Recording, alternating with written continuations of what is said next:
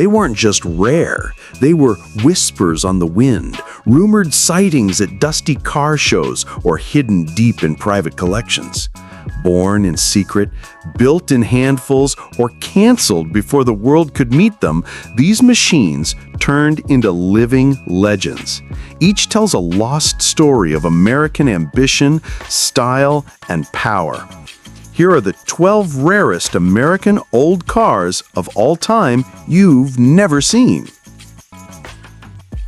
The legend of the 1977 Chevrolet Impala 454 4-speed police test mule is one of those stories that drifts through car culture like a wisp of blue exhaust on a cold morning, faint, elusive, and yet impossible to forget once you've heard it. It belongs not in glossy brochures or museum displays, but in late-night conversations in old garages, at swap meets, or beside the glow of a campfire where gearheads swap stories too wild to be written down. And in many ways, it captures a lost spirit of American automotive history, a stubborn refusal to let horsepower and raw mechanical bravado fade into polite irrelevance. By the late 1970s, the landscape of American cars had turned somber. Just a few years earlier, big block muscle had thundered proudly on every main street and drag strip, but emissions regulations, oil crises, and rising insurance costs had brought the era to its knees. The Impala, once a symbol of full-size power and prestige, had become a heavy, soft-edged cruiser with smog-choked small blocks and sleepy handling. Families bought them by the hundreds of thousands, but they inspired about as much excitement as a waiting room chair. And yet, tucked away in the bowels of GM's engineering and fleet operations, or so the story goes, a handful of engineers and state police fleet managers weren't quite ready to surrender. Certain police departments, especially those tasked with patrolling vast, empty highways in states like Texas and Nevada, needed something that could do more than meander down the freeway. They wanted a pursuit vehicle that could catch anything short of a helicopter, something with brute force and stamina, something that didn't know the meaning of surrender. And so, in the shadows of corporate caution, the rumor says a small batch of 1977 Impala coupes was quietly prepared, not for dealership lots or glossy brochures, but strictly as test mules. These were not optioned for comfort or status. They had dog-dish hubcaps, black-walled tires, bench seats in plain vinyl, no power accessories, no air conditioning, just the bare essentials of a car built to work. Their colors were dull government fleet hues, chosen to blend in rather than stand out. But beneath those mundane exteriors, something remarkable lurked. Each test mule was fitted with the very last of Chevrolet's mighty 454 cubic inch big block V8s, a motor already on life support in an era of tightening emissions and fuel economy mandates. Even more shockingly, these engines were paired to a 4-speed manual gearbox, reportedly a heavy-duty unit borrowed from earlier Chevelle SS or C_K truck applications. The choice of a manual wasn't about nostalgia, it was about control. At high speeds, especially when chasing down well-tuned performance cars on lonely highways, engineers and police drivers valued the directness and durability of a stick shift over the period's sometimes fragile automatic transmissions. These Impalas were tested brutally. High-speed runs on secret test tracks, punishing stop-and-go chases to see how the brakes would hold up, and evasive maneuvers that made the big coupes dance on the edge of physics. Observers, if the rumors are to be believed, said these cars could pin drivers back in their seats in a way that felt entirely alien to anything built after 1970. They could see triple-digit speeds with unsettling ease, their massive torque flattening out long stretches of empty asphalt. But they were never meant for public roads. The plan, according to legend, was simple: run the tests, gather the data, and send every single car to the crusher once the program ended. No paperwork, no publicity, and certainly no thought of civilian ownership. And yet, as in so many great automotive myths, fate, or perhaps a sympathetic fleet manager, intervened. The story goes that at least one of these mules slipped through the cracks. After the tests concluded, it was quietly titled as surplus property, or perhaps never officially titled at all, and was parked in a Texas barn. The years rolled on. The car gathered dust and memories. Its faded government fleet tags still cling to its bumpers, and a warning decal on the dash still reads, "Test vehicle, not for sale." The odometer reportedly shows fewer than 5,000 miles, nearly all of them spent in violent bursts of acceleration in high-speed pursuit simulations rather than peaceful cruising. To stumble across such a car would feel almost supernatural, like finding an ancient warhorse hidden in a forgotten stable, muscles still coiled and ready to run. Imagine swinging open that barn door, your eyes adjusting to the gloom and seeing the blunt, squared-off nose of a '77 Impala, paint dulled by time, tires flat with age, but beneath the hood, that mighty 454 still waiting, silent but not dead. And what does it all mean? It's more than just an automotive ghost story. It represents a last defiant stand against the creeping tide of compromise that swept through the industry in the late 1970s. A moment when someone, somewhere inside GM, still believed in raw displacement, manual gearboxes, and the idea that even a full-size sedan could and should outrun anything in its way. It reminds us that even as the industry turned toward fuel economy and softness, there were still those who couldn't quite let go of the roar of the big block.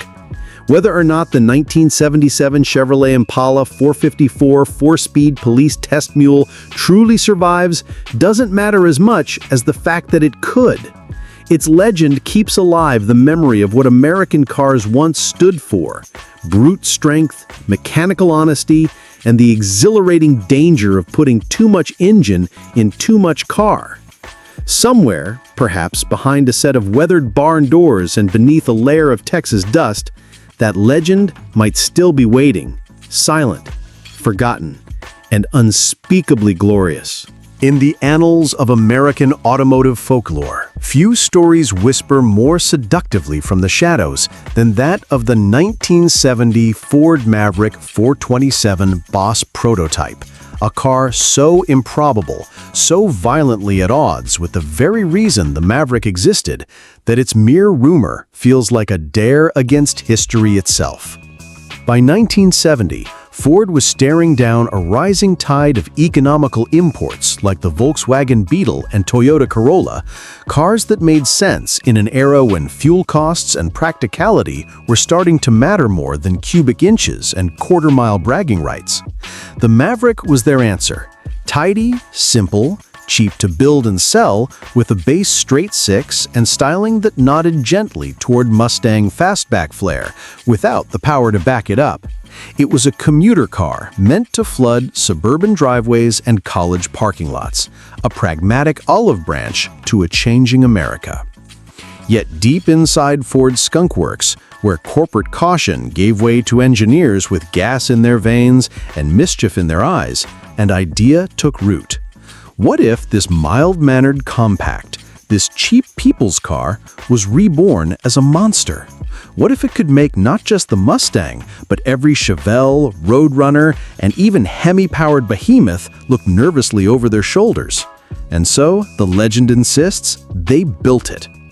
A single 1970 Maverick coupe, stripped of its modest inline-six, had its firewall and shock towers sliced, massaged, and reinforced to accept something unthinkable: the Boss 429.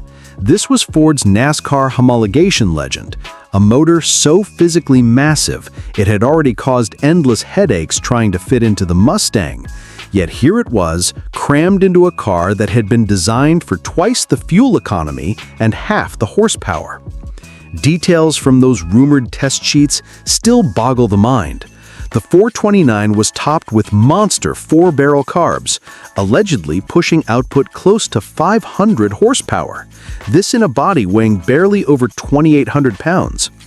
A beefed-up top-loader 4-speed sent the power back to a reinforced rear end borrowed from the drag strip parts bin.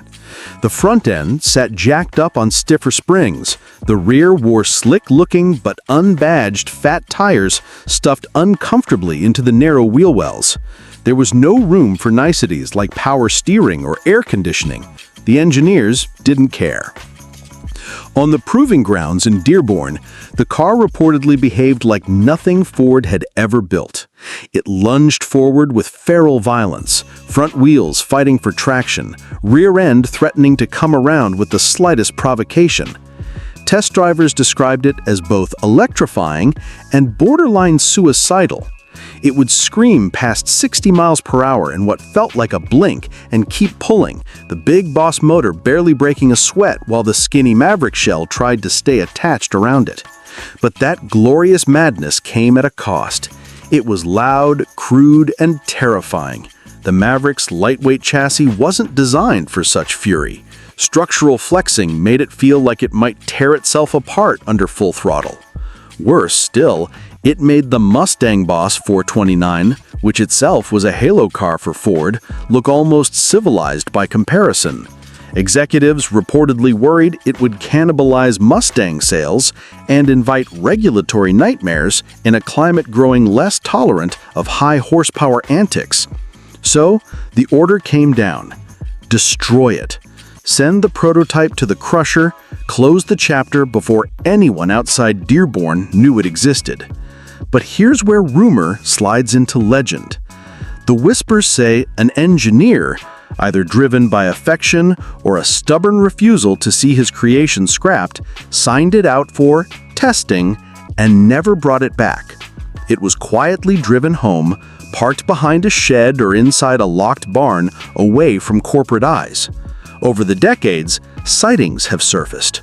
A battered Maverick shell seen at a swap meet, an engine bay with telltale shock tower surgery, a too-wide cowl hinting at something huge hiding beneath. What makes this story so intoxicating isn't just the improbable mechanical marriage of a Boss 429 and a budget compact. It's what the Maverick 427 Boss prototype represents. A last burst of untamed imagination before regulation, practicality, and the end of the muscle era swept it all away. It was a car born of no marketing plan, no focus group, no rational business case, just a wild what-if from a group of engineers who loved power more than prudence. Imagine for a moment stumbling across it today. Dusty primer hiding blistered panels, sun-bleached vinyl seats cracked with age, a handmade shifter poking out from the transmission tunnel. You lift the hood and there it is, the 429 still wearing those massive aluminum valve covers, still daring you to turn the key. It wouldn't be refined, or practical, or even remotely safe, but it would be alive with a raw, mechanical violence the world doesn't build anymore. Whether or not it truly survived almost doesn't matter. The mere possibility keeps car people dreaming that somewhere, under a tarp or behind a locked barn door, there still might slumber a Maverick that was never meant to exist. A car so absurd, so wildly at odds with the times, that its existence feels like a stubborn, glorious rebellion against common sense itself. And if it's out there, even today, it reminds us that sometimes the best cars aren't the ones that made it to the showroom, but the ones that almost did, and in doing so, became immortal legends. The 1965 Dodge Dart 426 Hemi Lightweight is a machine carved from the very essence of raw, uncompromising drag racing fury.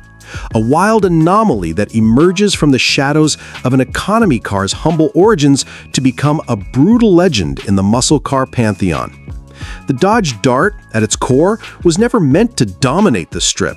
It was a compact, practical, and affordable car designed to serve the everyday American family. Its stock form was quiet, unassuming, and efficient, a far cry from the fire-breathing monsters that muscle car fans drooled over during the mid-1960s. But somewhere within Dodge's racing departments, a small group of engineers and racers saw something else entirely. a canvas upon which they could paint with the blood and thunder of Chrysler's most fearsome engine, the 426 Hemi. By 1965, the 426 Hemi had already earned its place in racing lore. This 7.0-liter hemispherical combustion chamber powerhouse was the undisputed king of Chrysler's performance engines. Designed initially for NASCAR and NHRA competition, its reputation was forged in fire, legendary for delivering immense, almost brutal horsepower and torque with a distinctive snarl that resonated deep in the bones of anyone who dared to hear it. But the Hemi was massive, heavy, and demanded a chassis that could handle its violence, something the Dodge Dart was not designed for at all. Still, Dodge's racing team believed in the Dart's potential. They took fewer than a dozen examples of the compact car and transformed them into what became known as the Dart 426 Hemi lightweights. These cars were not merely modified, they were stripped to the bare bones. Every ounce of sound-deadening material, carpeting, insulation, or any creature comfort was ruthlessly removed to shave weight. Doors were lightened, glass replaced by thin plexiglass, and interiors gutted to the essentials needed to survive the brutal world of drag racing. The goal was razor sharp, maximize the power-to-weight ratio, so that when the Hemi roared to life, the Dart could launch itself down the quarter-mile strip with devastating ferocity. The result was a tin-can beast, a rattling, shaking, snarling machine that felt every vibration of the monstrous Hemi engine beneath its hood. At idle, the car was barely a whisper of calm before the storm, its chassis vibrating in tune with the huge displacement V8's thunderous pulse. The power delivery was savage and immediate. The 426 Hemi didn't build power gradually, but smashed it into the tires like a sledgehammer. The lightweight Dart frame strained under the immense torque, and drivers had to wrestle with a car that was as unpredictable as it was fast. These Hemi Dart lightweights were campaigned hard on drag strips across America, tearing up the asphalt and frightening competitors who underestimated what this compact could do. Yet the brutal truth was that most of these machines lived hard but died young. The chassis and suspension, originally designed for a mild commuter car, were stretched to their limits, sometimes beyond. The relentless stresses of racing caused many to suffer catastrophic failures. Frames bent or cracked, rear ends shredded, and engines were often pushed beyond repair in pursuit of faster times. Many were wrecked in fiery crashes, others scrapped for parts to keep other racers on the track. Only fragments and rumors remained of these lightning-fast but fragile machines. The few genuine survivors of the 1965 Dodge Dart 426 Hemi lightweight have become the stuff of myth and reverence in collector circles. To own one today is to hold a piece of drag racing's golden era, a snarling, rattling testament to the sheer, untamed horsepower and brutal simplicity of a bygone time. These cars wear their history in every dent and crack, their frames echoing with the ghosts of quarter-mile battles fought in desperate bursts of speed and adrenaline. Beyond their mechanical might, these lightweights embody a moment in automotive history when manufacturers were willing to push the boundaries of what was possible, sacrificing comfort, convenience, and safety in pursuit of one thing: raw, unfiltered speed. They remind us that muscle cars were not just about style or status, but about engineering defiance, about harnessing the primal scream of horsepower in the purest and most terrifying way possible. To see a real 1965 Dodge Dart 426 Hemi lightweight today, if one is ever found, is to come face to face with a relic that still vibrates with the spirit of drag racing's wildest days. It's a brutal, bare metal reminder that beneath the polished muscle car myths lies a world of machines built for battle. Some so raw and ferocious that they seem less like cars and more like living beasts, ready to roar back to life at a moment's notice and claim the strip as their kingdom once again. The 1969 AMC Rebel Machine occupies a unique, almost mythical place in muscle car history. From its moment of debut, it screamed defiance, not just at the big three automakers dominating the muscle car wars, but at anyone who doubted that American Motors Corporation, often dismissed as a compact car maker, could throw down with the best of them. The machine was wild, outrageous, and unapologetically loud. Its blistering red, white, and blue paint scheme practically dared the world to look away, while its 390 cubic inch V8 churned out a hefty 340 horsepower, enough to carve its name into the muscle car lore of the late 60s. Yet behind that celebrated and documented roar lies one of AMC's best-kept secrets, an obscure footnote whispered about in dealership basements, engineering offices, and collector circles alike, the story of the 1969 Rebel Machine Dealer Test Special, a unique prototype fitted with a larger 401 cubic inch V8 engine, a power plant typically reserved for more specialized performance models within AMC's lineup. To understand why this matters, you have to remember AMC's position at the time. The company was the scrappy underdog, grappling with limited budgets and smaller market shares compared to Ford, GM, and Chrysler. Every dollar and every car had to count. The Rebel Machine was conceived to shake up the scene, not with corporate polish or endless marketing campaigns, but with raw attitude and aggressive performance. The standard 390 V8, tuned by Hearst Performance, gave the machine a fiercer edge, but the company was constantly looking for ways to push boundaries without bankrupting itself. So, according to insider whispers and long-suppressed factory anecdotes, AMC's engineers quietly assembled a single hush-hush version of the Rebel Machine, packing the more potent 401 cubic inch V8 engine under its hood. This engine promised a meaningful jump in torque and horsepower, likely pushing the output closer to 345 or more brake horsepower, and offered a grittier, more aggressive power delivery than the stock 390. But rather than calling attention to it, AMC kept this experiment tightly under wraps, ostensibly using it to test dealer reaction and gauge market appetite for a super machine that could outmuscle the muscle cars from Detroit. The build itself was reportedly meticulous but understated. Beyond the 401's raw power, the test car featured subtle but crucial upgrades. Reinforced cooling systems, heavy-duty exhaust components, and suspension tweaks were integrated to handle the extra muscle while keeping the car stable and drivable. Unlike the standard Rebel Machine, whose flamboyant paint and decals were designed to turn heads and sell cars, this dealer test mule was more low-key, probably lacking the full factory graphics package to avoid drawing unnecessary attention. It was a serious engineering project, not a marketing one. However, AMC's financial troubles, compounded by the turmoil of the late 60s and early 70s muscle car market shifts, meant that this promising experiment never saw the light of full production or showroom sales. As AMC struggled and ultimately collapsed, the prototype's documentation vanished, lost, misplaced, or deliberately destroyed amid corporate reshuffling. Today, no official records exist to confirm the car's specs or fate, feeding the aura of mystery that surrounds it. Collectors, enthusiasts, and AMC historians have chased rumors for decades, fueled by secondhand accounts from retired employees and obscure dealer anecdotes alike.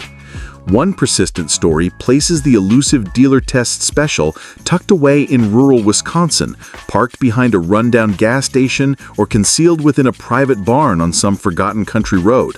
Over time, the car's paint has likely faded, the chrome dulled, and the engine silent, but the legend insists it still rests there, waiting for rediscovery.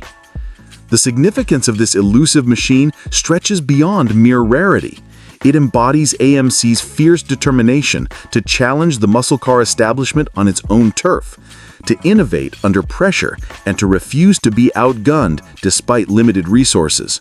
The 1969 Rebel Machine Dealer Test Special isn't just a car, it's a symbol of rebellion, of passion, and of a company willing to take risks when survival demanded boldness.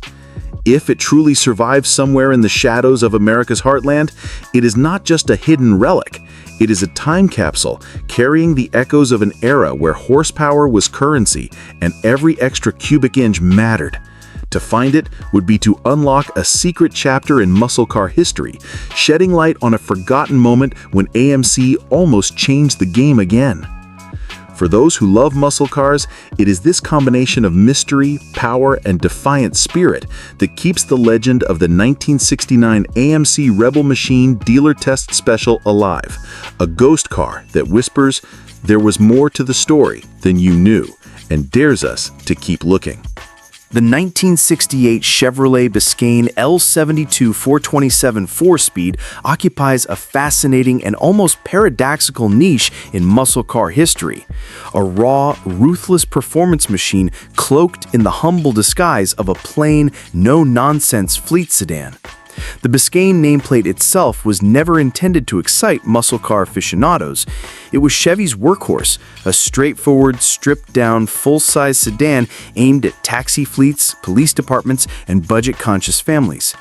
Its job was to be reliable, practical, and affordable, not to dominate quarter-mile times or pack a legendary engine. Yet hidden in this unpretentious package was a secret story of power and speed that few would have guessed. In 1968, Chevrolet offered the L72 427 cubic inch big block V8, a monstrous engine revered by muscle car enthusiasts for its raw, unfiltered power. Rated at a robust 425 horsepower, the L72 was a beast designed for those who demanded the ultimate in street and strip performance. Typically, you'd find this engine in cars like the Camaro Z28, the Chevelle SS, or the Impala SS, vehicles designed with performance and prestige in mind. But a handful of astute drag racers and street performance enthusiasts saw a different opportunity. Why not marry the L72 with the simple, stripped-down Biscayne? What made this idea so potent was the Biscayne's baseline weight and configuration. Unlike the more luxurious and heavier Impalas or Caprices, the Biscayne was light by comparison. Chevrolet dealers and savvy racers ordered Biscaynes that were as stripped as possible. No power windows, no air conditioning, bare-bones interiors with just vinyl bench seats, no sound deadening, and steel wheels. Every unnecessary pound was shaved to make the car a lean competitor.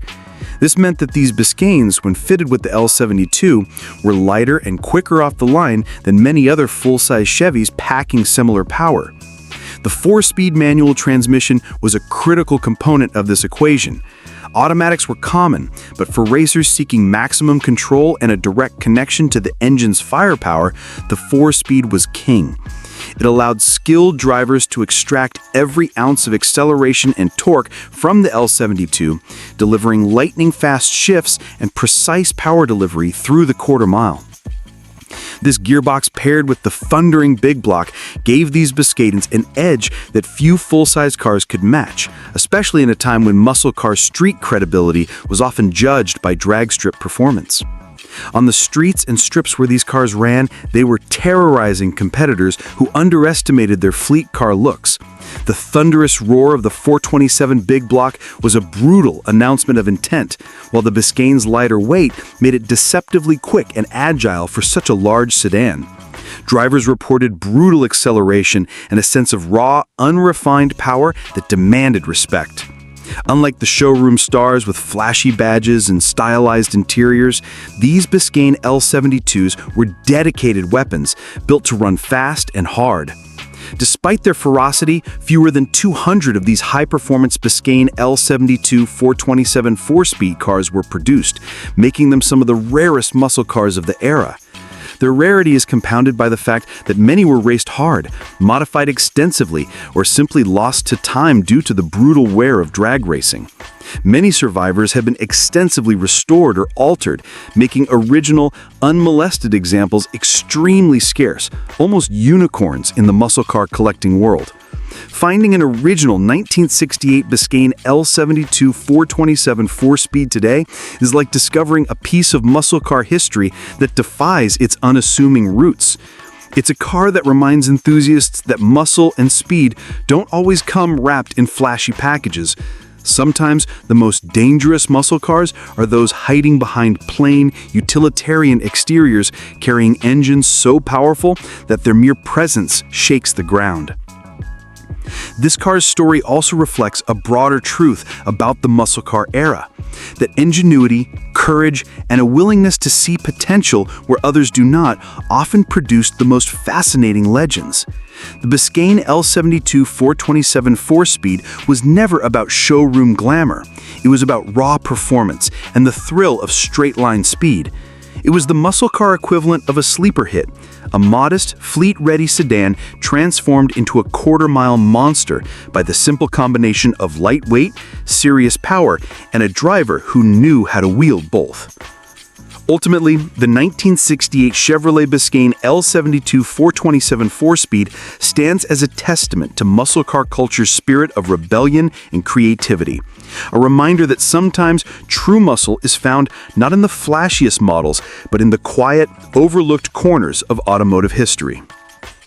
Its legacy lives on in the stories of those who raced and respected it, in the hearts of collectors who hunt for these unicorns, and in the rumble of big block V8s echoing down drag strips across the country.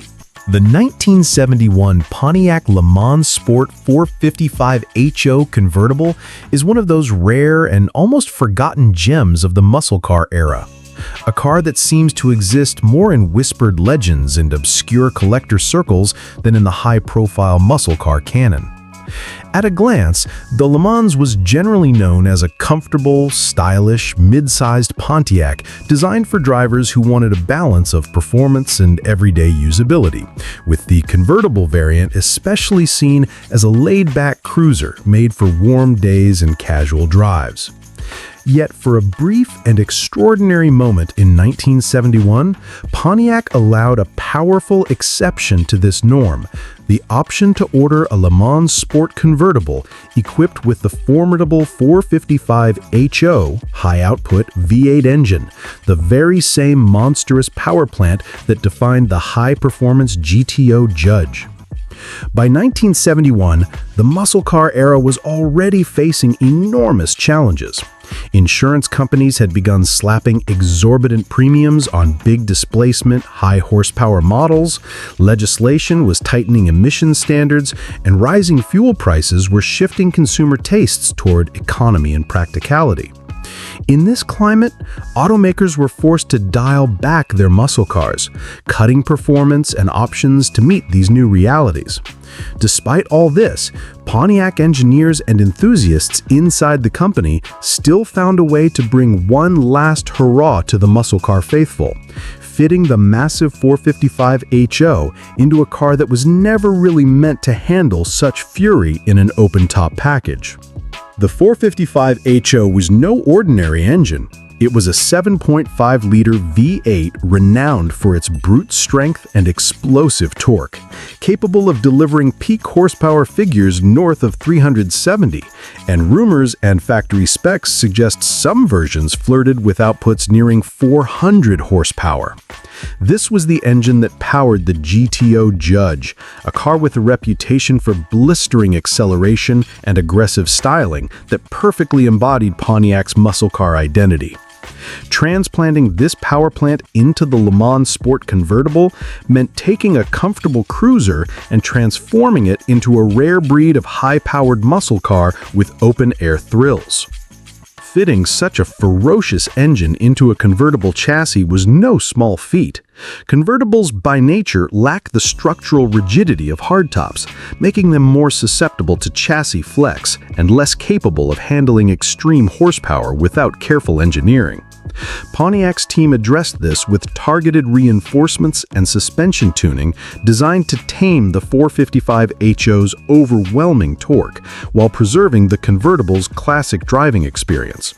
Despite these efforts, the car retained a rawness and unpredictability that made it thrilling and sometimes challenging to drive. Production numbers for this special Le Mans variant were tiny. Just a handful of examples left the factory wearing the 455 HO badge beneath their hoods and the convertible top overhead. These cars didn't get much attention at the time. Dealers were cautious about promoting a muscle car convertible with such a powerful engine, given the skyrocketing insurance rates and tightening regulations. The market itself was shifting, and the big engine convertible dream was quickly fading. After 1971, Pontiac pulled the option quietly, making these cars one of the rarest and most overlooked muscle car variants ever built. Today, the 1971 Pontiac Le Mans Sport 455 HO convertible often gets lost in the shuffle. The muscle car community tends to celebrate the GTO Judge and the hardtop Le Mans models with more fervor, while these rare convertibles live in relative obscurity. Yet their scarcity and raw performance potential make them priceless to true enthusiasts and collectors who recognize them as unique time capsules of muscle car history. Imagine encountering one today. A 1971 Le Mans convertible with paint dulled by decades, chrome trim showing faint patina, and the unmistakable growl of the 455 HO rumbling to life beneath the hood. Behind the wheel, the rumble and torque surge through the chassis, the wind rushing through the open cockpit, and the car's aggressive yet elegant stance captures a moment when muscle cars were still allowed to be wild and free, even as the era's twilight approached. The 1971 Pontiac Le Mans Sport 455 HO convertible represents a fleeting intersection of power, style, and open-air freedom, a muscle car rarity born of defiant ambition in an era that was beginning to turn its back on excess. It is a rare physical embodiment of a moment when muscle cars still dared to offer something wildly exciting to a shrinking market of enthusiasts. Ultimately, the story of this car is more than just a tale of horsepower and rarity. It's a reminder that muscle cars were as much about passion and daring as they were about numbers and sales charts. The Le Mans Sport 455 HO convertible stands as a testament to Pontiac's willingness to defy convention, to embrace big power even in unlikely packages, and to keep the spirit of American muscle burning bright, if only for a brief and unforgettable moment in 1971. The 1967 Mercury Cougar GTE 427 stands as one of the muscle car world's best-kept secrets, a machine whose story is whispered rather than shouted, overshadowed by its flashier stablemate, the Ford Mustang, yet possessing an aura of exclusivity, power, and sophistication that few cars of its era can match. While the Mustang became the face of the American pony car revolution and muscle car mania, the Cougar carved a distinct path, offering a blend of upscale design and brute strength that attracted a different kind of enthusiast, one who wanted muscle without sacrificing style, comfort, or a bit of mystique. The GTE version, especially when equipped with the rare and fearsome 427 cubic inch side-oiler V8, represents the zenith of Mercury's muscle car ambitions in 1967. A car that wasn't just a Mustang cousin, but a rival in its own right, one whose scarcity and performance have made it a legend among collectors and muscle car historians. Introduced in 1967, the Mercury Cougar was Ford's answer to the growing personal luxury and pony car market segment. It came dressed with long, sweeping lines, hidden headlamps behind retractable grills, a longer and wider body than the Mustang, and an interior that offered a more refined, upscale experience. But beneath that polished exterior lay a car ready to rumble. The Cougar GTE, or Grand Touring E, was the performance-oriented flagship in the Cougar lineup, a model engineered to put Mercury on the muscle car map with more than just looks. The beating heart of the GTE was Ford's mighty 427 cubic inch V8 side-oiler engine, engineered for maximum durability and power. Unlike conventional big blocks of the era, the side oiler design prioritized oil flow to the crankshaft and main bearings first, ensuring lubrication under the punishing conditions of high-rev racing and street performance. With upwards of 410 horsepower and a torque figure that could launch a rocket, the 427 was a beast of an engine, raw, relentless, and immensely capable. This wasn't an engine to be trifled with. It transformed the GTE from a stylish cruiser into a high-performance predator, one that could out-accelerate and out-muscle many of its contemporaries. Production numbers tell the story of the GTE's rarity. Fewer than 400 units with the 427 big block were ever built. This incredibly limited run was partly due to the high cost of the engine, and partly because the muscle car landscape was already beginning to shift dramatically. The late 60s saw rising insurance premiums for high horsepower vehicles, increasing federal emissions regulations, and the looming energy crisis that would soon curb the appetite for gas-guzzling performance cars. Many of these potent Cougars were driven hard, raced aggressively, and unfortunately, many were lost to accidents, scrapped for parts, or modified beyond recognition to suit the changing tastes of the 1970s. What sets the 1967 Mercury Cougar GTE 427 apart beyond its engine and exclusivity is its unique blend of muscle car aggression with a level of polish and style that few contemporaries matched. Where the Mustang was raw and direct, the Cougar was more sophisticated, designed to be both a grand touring and a muscle car. It could roar down the strip, but also turn heads at the country club. This duality makes the GTE a fascinating study in contrasts, a car for someone who wanted both brute force and subtlety. Today, the rarity of a genuine 427-powered 1967 Mercury Cougar GTE makes it a unicorn in muscle car collecting circles. These cars are almost mythical, often hidden away in private collections, slowly being restored to their former glory, or lost to history in barns and scrapyards. Unlike the Shelby Mustangs, which enjoy immense popularity and recognition, the 427 Cougar GTE lurks in the shadows, coveted by connoisseurs who appreciate its unique place in muscle car history. Owning a real 1967 Mercury Cougar GTE 427 is not just about possessing a muscle car. It's about holding a piece of automotive history that tells a story of ambition, engineering prowess, and a willingness to defy expectations. It's a car that challenges the common muscle car narrative, proving that Mercury was no mere Mustang copycat, but a serious contender with its own fierce identity. To witness one today is to connect with a bygone era, when muscle cars were still raw, untamed, and deeply personal.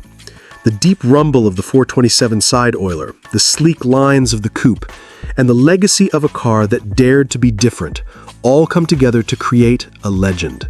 The 1967 Mercury Cougar GTE 427 is a rare jewel, sleek, powerful, and fiercely independent. A car that deserves its place among the true greats of American muscle, far beyond the shadow of the Mustang. In the annals of American automotive folklore, few stories whisper more seductively from the shadows than that of the 1970 Ford Maverick 427 Boss prototype, a car so improbable, so violently at odds with the very reason the Maverick existed, that its mere rumor feels like a dare against history itself. By 1970, Ford was staring down a rising tide of economical imports like the Volkswagen Beetle and Toyota Corolla, cars that made sense in an era when fuel costs and practicality were starting to matter more than cubic inches and quarter-mile bragging rights. The Maverick was their answer: tidy, simple, cheap to build and sell, with a base straight six and styling that nodded gently toward Mustang fastback flair, without the power to back it up. It was a commuter car meant to flood suburban driveways and college parking lots, a pragmatic olive branch to a changing America. Yet deep inside Ford's Skunk Works, where corporate caution gave way to engineers with gas in their veins and mischief in their eyes, an idea took root. What if this mild-mannered compact, this cheap people's car, was reborn as a monster? What if it could make not just the Mustang, but every Chevelle, Roadrunner, and even Hemi-powered behemoth look nervously over their shoulders? And so, the legend insists, they built it. A single 1970 Maverick coupe, stripped of its modest inline-six, had its firewall and shock towers sliced, massaged, and reinforced to accept something unthinkable, the Boss 429. This was Ford's NASCAR homologation legend, a motor so physically massive it had already caused endless headaches trying to fit into the Mustang. Yet here it was, crammed into a car that had been designed for twice the fuel economy and half the horsepower. Details from those rumored test sheets still boggle the mind. The 429 was topped with monster 4-barrel carbs, allegedly pushing output close to 500 horsepower. This in a body weighing barely over 2,800 pounds. A beefed-up top-loader 4-speed sent the power back to a reinforced rear end borrowed from the drag strip parts bin. The front end sat jacked up on stiffer springs. The rear wore slick-looking but unbadged fat tires stuffed uncomfortably into the narrow wheel wells. There was no room for niceties like power steering or air conditioning. The engineers didn't care. On the proving grounds in Dearborn, the car reportedly behaved like nothing Ford had ever built. It lunged forward with feral violence, front wheels fighting for traction, rear end threatening to come around with the slightest provocation. Test drivers described it as both electrifying and borderline suicidal. It would scream past 60 miles per hour in what felt like a blink and keep pulling, the big boss motor barely breaking a sweat while the skinny Maverick shell tried to stay attached around it. But that glorious madness came at a cost. It was loud, crude, and terrifying. The Maverick's lightweight chassis wasn't designed for such fury. Structural flexing made it feel like it might tear itself apart under full throttle. Worse still, it made the Mustang Boss 429, which itself was a halo car for Ford, look almost civilized by comparison.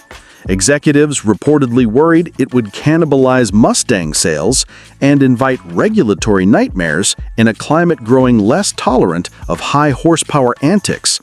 So, the order came down. Destroy it. Send the prototype to the crusher, close the chapter before anyone outside Dearborn knew it existed. But here's where rumor slides into legend.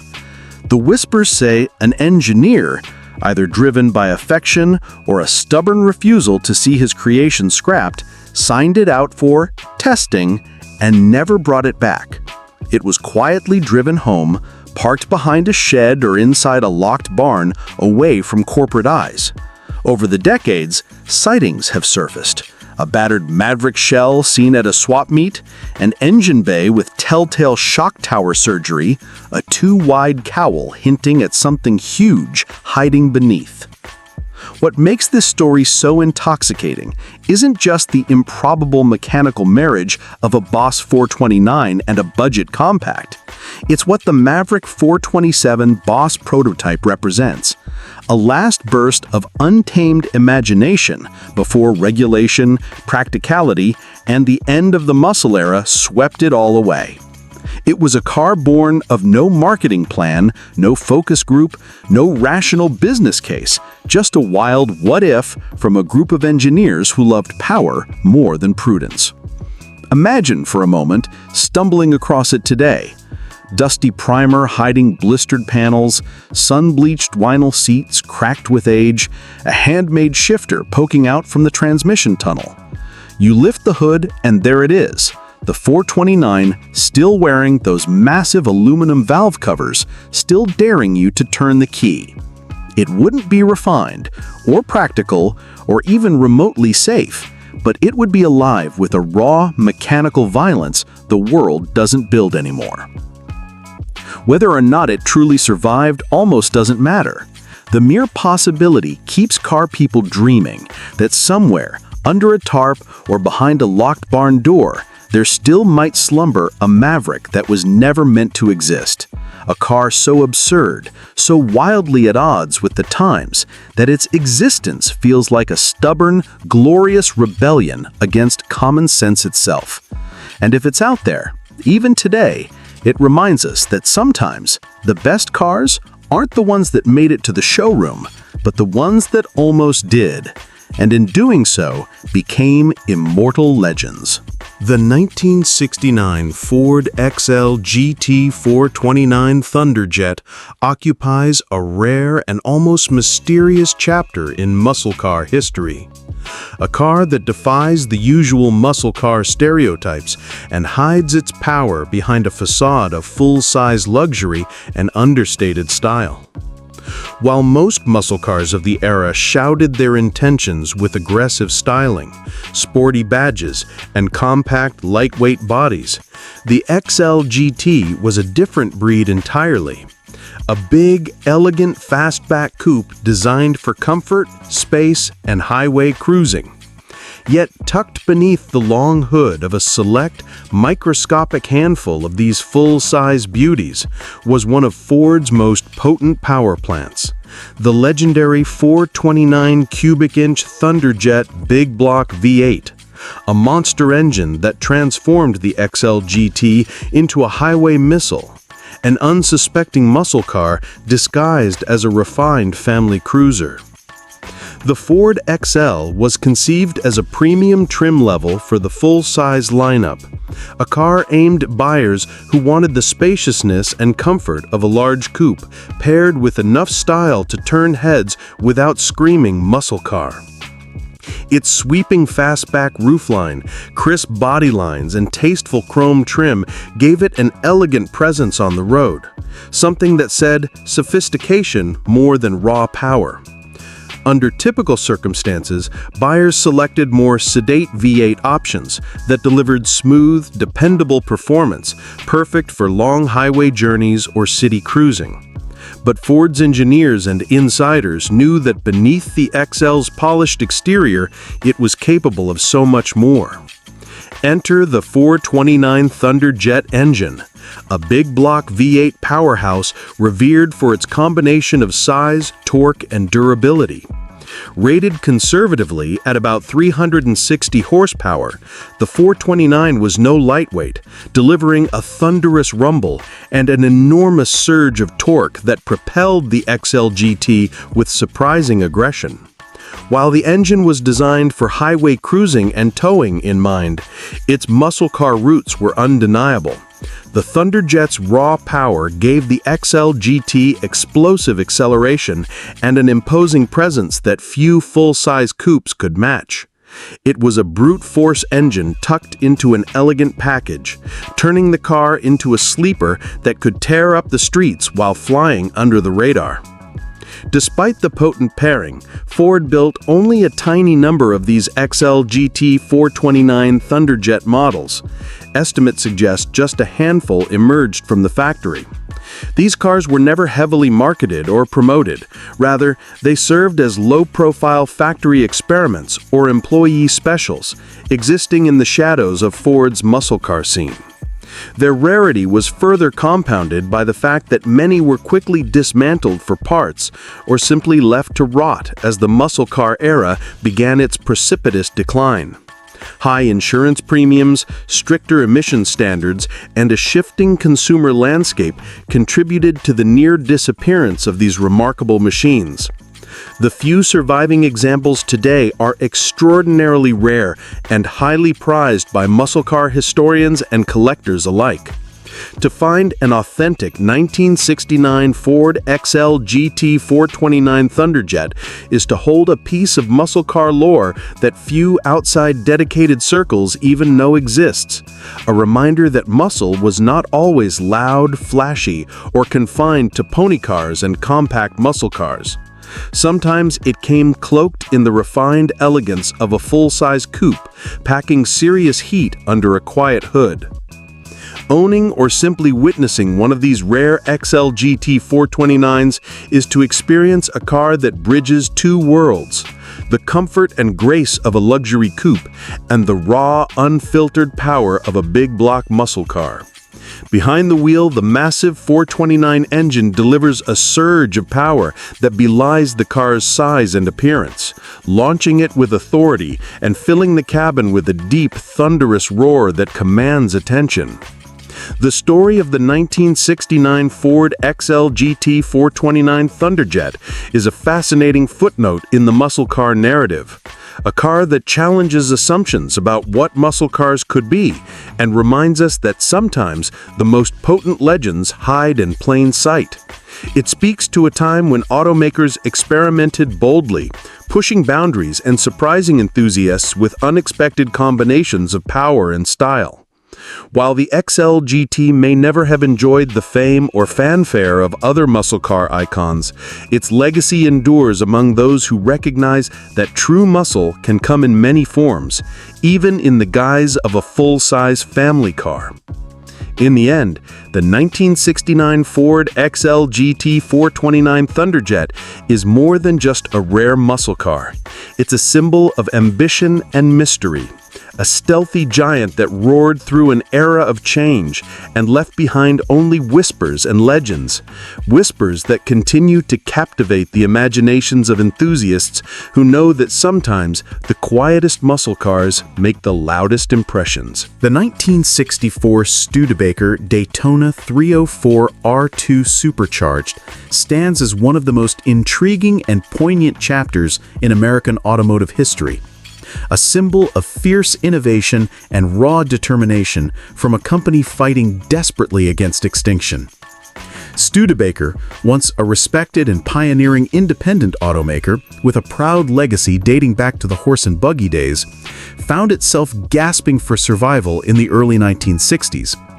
Faced with overwhelming competition from the Big Three and the rising muscle car craze, the company made one last bold attempt to stake its claim in the high-performance market by developing the Daytona 304 R2 Supercharged, a rare and potent muscle car that combined the mystique of a fading brand with the raw, exciting performance that few expected from Studebaker at this late stage. At the heart of this rare machine was the Paxton supercharged 304 cubic inch V8 engine, a unique and innovative power plant that set the Daytona apart from virtually every other muscle car on the road at the time. Rather than opting for a simple big block or naturally aspirated engine, Studebaker engineers embraced the forward-thinking approach of forced induction. The Paxton Supercharger, a roots-type blower known for its robust and immediate boost, forced significantly more air into the engine's combustion chambers, dramatically increasing power output without the need for a larger displacement. This system allowed the relatively modest 304 V8 to produce exhilarating horsepower and torque figures that rivaled larger, more common muscle car engines, delivering a rush of acceleration that could catch even seasoned muscle car fans by surprise. The engine's ferocity was matched by a rare 4-speed manual transmission, a transmission choice that was unusual for Studebaker but perfect for the R2's performance ambitions. The close-ratio gearbox gave drivers direct, responsive control over the car's power delivery, allowing for precise shifts and a more engaging driving experience. This combination turned the Daytona 304 R2 into a surprisingly agile and thrilling car to drive, a genuine driver's machine that could hold its own on the street and the strip despite the company's shrinking resources and waning influence. However, the creation of the Daytona 304 R2 was also a story tinged with tragedy. Production barely cracked double digits before Studebaker's financial situation became untenable, and the company ceased production in late 1963 and early 1964. The R2 package was one of the final flames of innovation from a company that had struggled valiantly to stay relevant, yet ultimately could not withstand the pressures of a rapidly consolidating and competitive industry. As Studebaker shut its doors, many of these supercharged Daytonas were lost, scrapped, forgotten, or scattered across the country, leaving just a handful of survivors to carry the brand's legacy forward. Today, the 1964 Studebaker Daytona 304 R2 Supercharged occupies a rarefied place among muscle car collectors and historians. It embodies a powerful narrative of a lost brand's final fight to carve out relevance and performance in a rapidly changing landscape. The car's extreme rarity, combined with the allure of the supercharged V8 and manual transmission, makes it one of the most sought-after and mysterious muscle cars from the era. Its survivors carry a sense of romance and tragedy, representing not only a bygone age of automotive craftsmanship, but also the resilience and ambition of a company determined to innovate until the very end. Driving or witnessing a Daytona 304 R2 today is an experience steeped in history and excitement. Beneath its sleek and somewhat understated lines lies an engine that defies expectations, delivering bursts of power and acceleration that remind enthusiasts why the muscle car era captured the imagination of so many. The Paxton supercharger's characteristic whine, combined with the throaty roar of the V8, creates an auditory signature that is as thrilling as the car's rarity and performance. More than just a muscle car, the Daytona 304 R2 is a time capsule, an emblem of American industrial grit, creativity, and the bittersweet end of an independent automaker's storied journey. It reminds us that muscle cars are not only about numbers and speed, but also about the stories, dreams, and struggles behind their creation. For collectors, enthusiasts, and historians who cherish the rare, the powerful, and the historically significant, the 1964 Studebaker Daytona 304 R2 Supercharged remains an unforgettable symbol of passion, innovation, and the relentless spirit of a brand that refused to go quietly into the night. The 1975 Buick Century Free Spirit Coupe occupies a unique and shadowy niche in the muscle and performance car world. A vehicle that, on the surface, seemed like just another luxury-oriented full-size coupe, but beneath that polished exterior lurked the potential for raw, unfiltered power and performance that few expected from Buick during the mid-1970s. The Free Spirit was created to celebrate Buick's role as the official pace car for the prestigious Indianapolis 500, a nod to racing heritage and speed that Buick hoped would inject some excitement into its lineup. While about 1,200 Free Spirit coupes rolled off production lines, most were equipped with the standard V8s of the era, capable but hardly earth-shaking in terms of muscle car bravado. Yet, buried deep in the shadows of Buick's factory operations was talk of a tiny secretive run, perhaps fewer than 20, built quietly and reserved for select dealers, executives, or insiders. These special cars were fitted with the factory Stage 1 455 cubic inch big block V8, Buick's powerhouse engine capable of delivering serious muscle and torque, even in an era when muscle cars were retreating under the pressures of regulation and market shifts. The 455 Stage 1 was no ordinary engine. It was Buick's top-tier big block power plant, renowned for its substantial displacement, robust build, and impressive torque delivery. This engine, when paired with appropriate supporting modifications, could transform an otherwise refined coupe into a brute force machine capable of thrilling acceleration and a commanding presence on the road. For a car like the Century Free Spirit, designed primarily for comfort and style, to be fitted with such a motor was nothing short of remarkable. It meant that hidden beneath the elegant sheet metal was a sleeper that could hold its own against many muscle cars of the era. However, the existence of these Stage 1 Free Spirits remains shrouded in mystery and intrigue. Buick never advertised or publicized this powerful option, and documentation is scarce to non-existent in official records. Much of what enthusiasts and collectors know comes from insider stories, whispered dealer anecdotes, and the occasional lucky find. Rumors persist of a handful of these rare cars quietly delivered to select markets, where they became prized, albeit secret possessions. Some speculate these cars were intended as demonstrators for dealers, test vehicles for executives, or even personal cars for Buick engineers who wanted to push the brand's performance envelope just a little bit further than publicly acknowledged. Today, finding a genuine 1975 Buick Century Free Spirit Coupe equipped with the Stage 1 455 is akin to discovering buried treasure, a glimpse into a hidden chapter of Buick's muscle car story that few knew existed. These cars are exceedingly rare, almost mythical in their scarcity, and often the subject of intense scrutiny and debate among muscle car historians and collectors. Verifying a car's authenticity requires a deep dive into VIN records, original build sheets, and careful examination of engine and trim details that could confirm its pedigree. Imagine stumbling upon one of these elusive machines, tucked away in a dusty barn or forgotten garage. Its powerful 455 engine resting quietly beneath a pristine or weathered hood.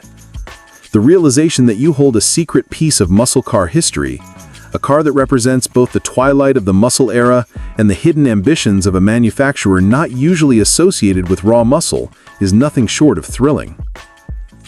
In essence, the 1975 Buick Century Free Spirit Coupe Stage 1 455 is a fascinating fusion of luxury and muscle, subtlety and brute force, scarcity and legend. It stands as a testament to a time when even brands not typically linked to muscle cars flirted with performance extremes in secret, creating rare machines that continue to captivate enthusiasts and collectors decades later. For those lucky enough to find or own one, it is a reminder that sometimes the most powerful stories and engines are those whispered quietly beneath the surface. The 1972 Oldsmobile Cutlass Supreme W30 convertible is one of those extraordinary muscle cars that exists on the fringes of automotive legend, a rare and captivating anomaly that challenges everything we expect from muscle cars of that era. While the Oldsmobile 442, especially with its W30 package, has long been celebrated as one of the purest expressions of muscle car power and performance, the Cutlass Supreme convertible was usually regarded as the epitome of American luxury and comfort, an elegant cruiser meant for easy Sunday drives and stylish weekend outings. Yet, tucked away in the shadows of Oldsmobile's performance division was a secret, a microscopic handful, believed to be fewer than 10 ever built, of Cutlass Supreme convertibles, quietly equipped with the full-throated W30 445 cubic inch big block V8. These cars were muscle masquerading in sophisticated clothing, with the soul of a race car hidden beneath their refined exterior.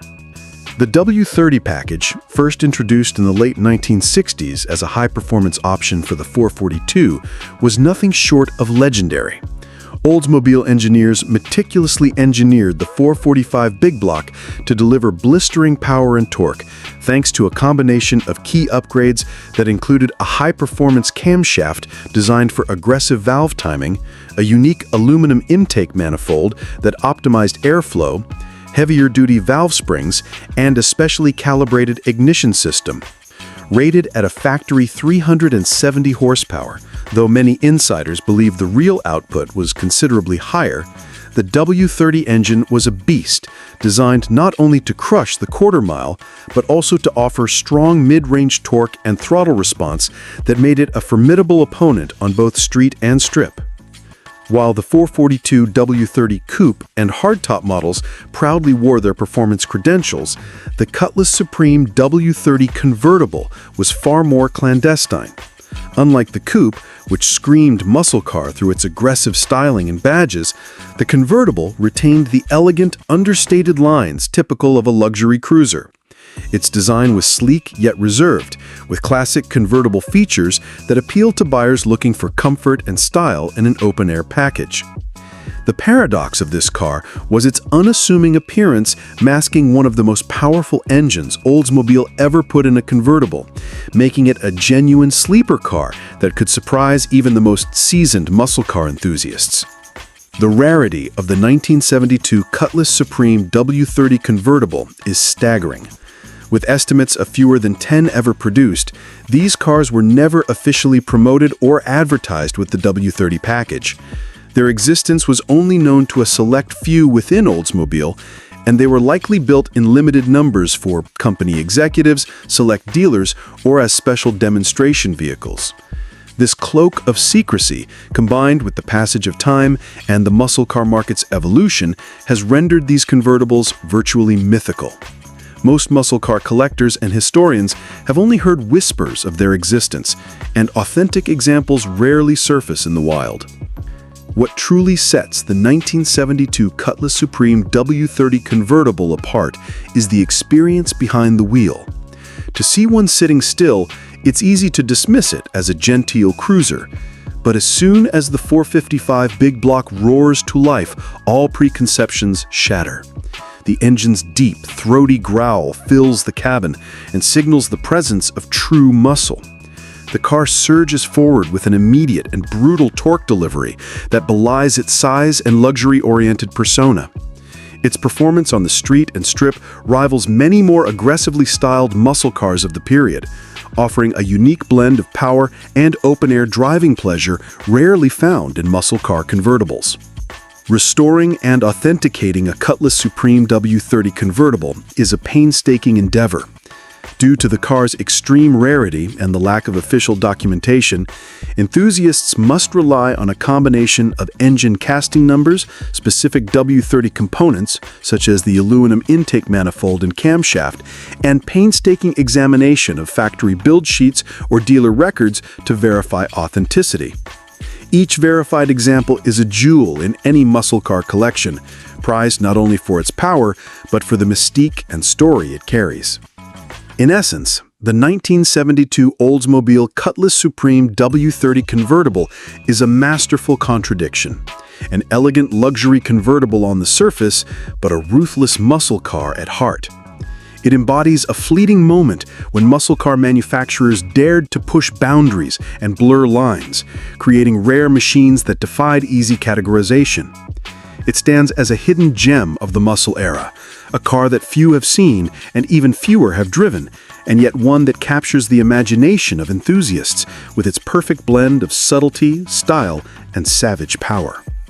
Owning or even glimpsing one of these elusive convertibles is like uncovering a secret chapter of muscle car history, one that celebrates the thrill of discovery and the allure of hidden performance. It is a testament to Oldsmobile's engineering prowess and daring spirit during a time when muscle car glory was beginning to wane. A rare beacon of performance wrapped in timeless elegance.